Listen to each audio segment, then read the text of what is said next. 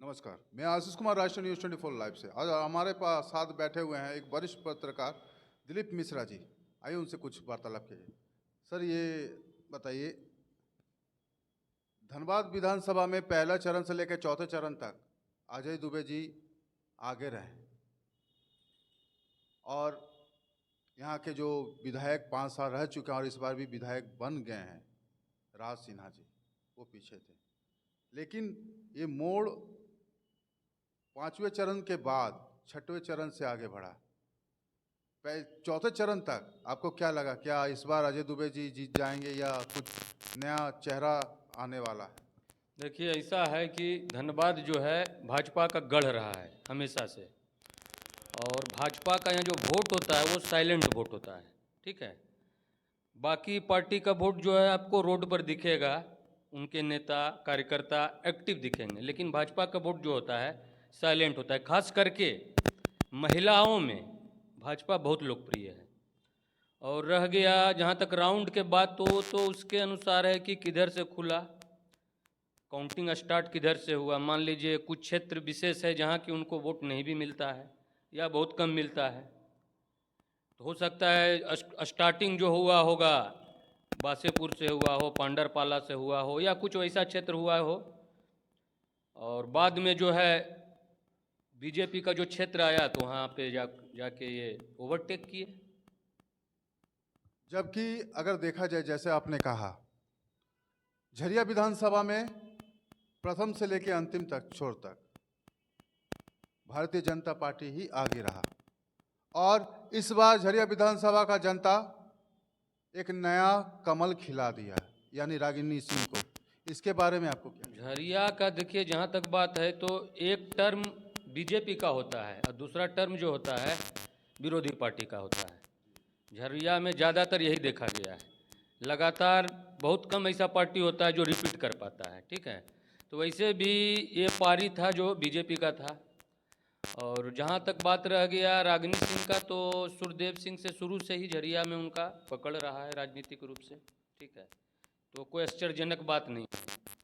झरिया में वही हुआ जिसका उम्मीद सब लोग कर रखे थे। और रह गया बात सिंदरी, तो देखिए इंद्रजीत महतो पिछला बार 19 में इंद्रजीत महतो वहाँ के विधायक थे और अभी अस्वस्थ हैं, वो कुछ ज़्यादा ही अस्वस्थ हैं। तो ये बीच में उनकी पत्नी थी, उनकी पत्नी को टिकट मिला इस बार, ठीक है, लेकिन नहीं निकाल पाई। दूसरी बात है कि हर साल जो है वहाँ से कांग्रेस ये सब अलग अलग होता था, इस बार इंडिया जो है गठबंधन करके सब एक साथ आ गया, ठीक है।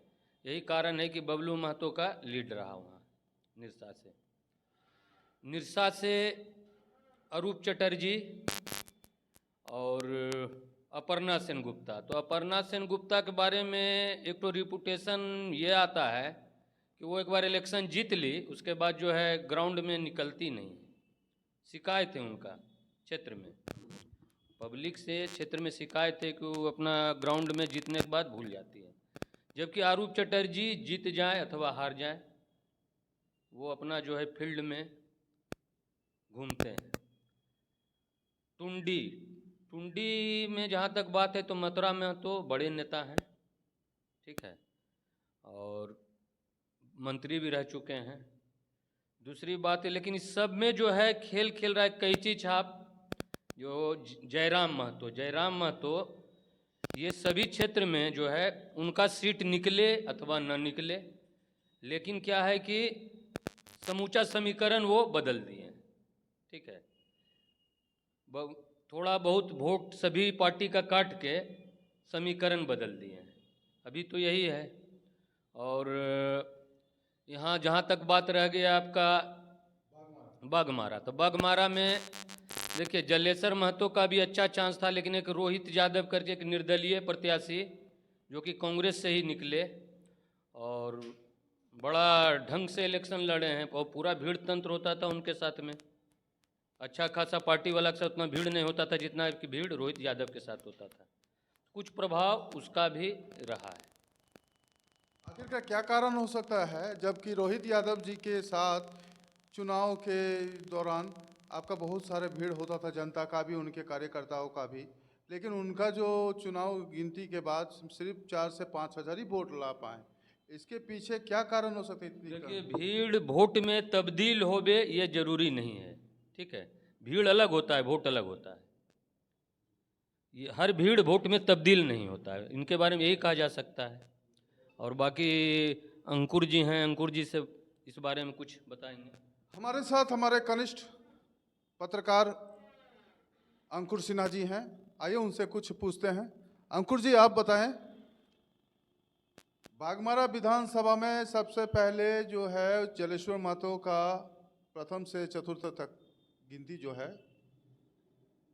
काफ़ी बड़ा हुआ था, लेकिन उसके बाद अचानक जो खेल पलटा, यानी बागमारा में कमल जो खिला शरद महतो जी का, इस पे आपका क्या कहना है? देखिए कि जैसे हमारे वरिष्ठ पत्रकार दिलीप जी कुछ देर पहले बोले कि अजय दुबे का जी जो मतगणना होने टाइम में जो पेटी खुला होगा वो पहले पांडरपाला और वासेपुर तक खुला होगा। ठीक उसी प्रकार जलेसर महतो का जो अधिकांश वोट जो है, आप सिजुआ से इधर देखेंगे, अगर लोयाबाद की तरफ बढ़ेंगे तो उनका लगभग 85 से 90% वोट जो है वो लोयाबाद के क्षेत्र में है। It's not just because of Ram Rahim के नाम से असलम मंसूरी जी जाने जाते हैं, उनका बहुत ही योगदान रहता है जलेसर महतो को। और जेएमएम के नेता हरेंद्र महतो जी हरेंद्र चौहान जी हैं, उनका भी बहुत ज़्यादा योगदान होता है जलेसर महतो को वोट दिलाने में। ठीक, आप सिजुआ के उधर अगर कतरास की तरफ जाएंगे या भटमुरना की तरफ जाएंगे तो उनका उतना वोट बैंक नहीं है। इसीलिए जब शुरू में जब काउंटिंग हुआ तो लोयाबाद से सिजुआ के बीच में लगभग 85 से 90% जो वोट है वो जलेसर महतो को गया होगा। आपको Loyabad Coke plant, Loyabad 20 number, Loyabad, Sijua, Jogta, ये सब एरिया वहाँ पर पूरा जलेसर महतो जी का है, जिसमें से बहुत सारे बढ़ चढ़कर राम रहीम के नाम से असलम मंसूरी जी वहाँ पर और राजकुमार महतो जी बहुत ही मेहनत करते हैं। और इस बार जेएमएम के जो नेता है हरेंद्र चौहान, वो भी पोल के अनुसार ये दावा किया जा रहा था कि एनडीए की सरकार बनेगी, लेकिन जेएमएम की सरकार बन रही है। देखिए, सबसे पहले तो हम दर्शक को ये बताना चाहेंगे इस न्यूज़ चैनल के कि एग्जिट पोल होता क्या है। एग्जिट पोल को रेंडमली व्यक्ति से उनका फीडबैक लेना होता है, जस्ट लाइक सर्वे। उनसे ये सर्वे लेते हैं कि भाई सरकार जो बन रही है या जो विकास का काम चल रहा है वो कैसा चल रहा है। दर्शकों लोग से फीडबैक दिया जाता है, उसके आधार पर एग्जिट पोल बनता है। और जो रुझान जो आते हैं, जो चुनावी जो रिजल्ट आए हैं वो वोटिंग के ही हैं। हो सकता है कि हम ऑन माइक कुछ और बोले, ऑफ माइक कुछ और बोले। ऑन माइक में हम बोल दिए कि चलो भाई भाजपा की सरकार आनी चाहिए, अच्छी काम करेगी, लेकिन ऑफ द माइक मैंने जा करके जेएमएम को वोट कर दिया। तो एग्जिट पोल और जो रुझान आ रहे हैं इसमें ही अंतर है, जस्ट वही चीज़ हुआ। तो एग्जिट पोल को मैं गलत नहीं बोलूँगा, जैसा दर्शक या जैसा वोटर कहते हैं उसी के आधार पर एक अनुमान लगाया जाता है एग्जिट पोल के द्वारा कि इतना सीटें आ सकती है। और एग्जिट पोल की जहाँ तक बात है तो क्या है कि लाखों में 100 सैंपल लिया जाता है, लाखों वोटर के बीच में 100 वोटर का सैंपल लिया, तो 100 वोटर कैसे निर्धारित कर सकता है कि 1 लाख वोट कहाँ पड़ा आगे। हाँ, इसी बात को मैं सर ने जैसे कि कहा, ठीक कहा कि एक अनुमान लगाया जा सकता है और उस अनुमान के तौर पे एग्जिट पोल निकलता है। विगत कुछ पूर्व पहले का वर्ष का बात करेंगे तो कहीं कहीं सही भी हुआ, लेकिन लगातार ये 2 चुनाव हो गया। हम लोग हरियाणा में भी देखे कि झूठा ये एग्जिट पोल साबित हुआ।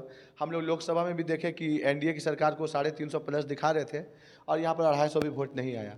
और इस बार जो झारखंड की विधानसभा का जो ये है, इसमें तो पूरी तरह से ये मिथ्या साबित हुई है, लेकिन कहीं ना कहीं साबित सही भी हुआ है। महाराष्ट्र में हम देखें कि आपको बीजेपी की जो गठबंधन सरकार है वहाँ पर बीजेपी और शिवसेना की जो उद्धव का जो गुट है वो मिलके वहाँ सरकार बना रहे हैं। तो कहीं कहीं एग्जिट पोल, कहीं कहीं अनुमान सही साबित होता है, कहीं कहीं नहीं साबित होता है।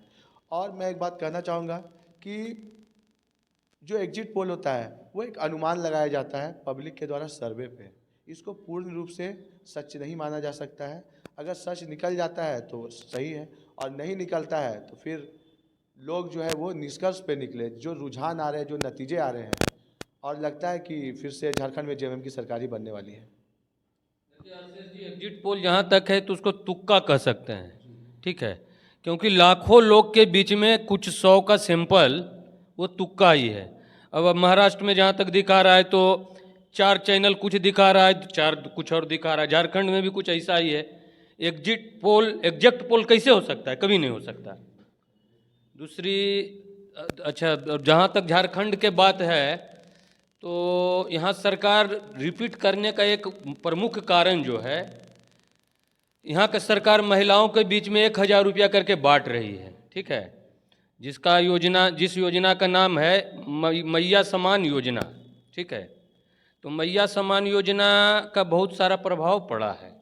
महिला आधा वोटर जो है महिला, तो उसका प्रभाव पड़ा है कि वोट जो है इंडिया गठबंधन में मैक्सिमम लोग दिया है, खास करके महिला वोट गया। अगर अभी आंकड़ा निकाला जाएगा पुरुष वोटर और महिला वोटर का, तो निश्चित रूप से महिला वोटर हावी हो जाएगी झारखंड में, जो कि इंडिया गठबंधन की तरफ वोट की है।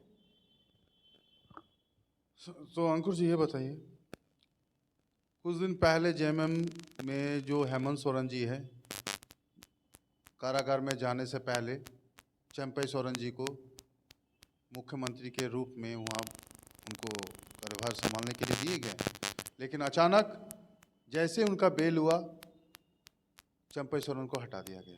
फिर चंपई सोरेन भारतीय जनता पार्टी में आ गए और भारतीय जनता पार्टी में आके कार्यरत कर रहे हैं, दिन रात, और अच्छा काम कर रहे हैं। ये आपके क्या कहना है? देखिए, मैं चंपई सोरेन जी के बारे में बोलने से पहले सर के बातों का जवाब दूंगा, क्योंकि मैया समान का योजना का जो क्रेडिट आज हेमंत सोरेन ले रहे हैं, वो आपको याद होगा कि मुई माई के योजना के नाम से ये योजना जो है वो चंपई सोरेन के कार्यकाल में ही पारित किया गया था।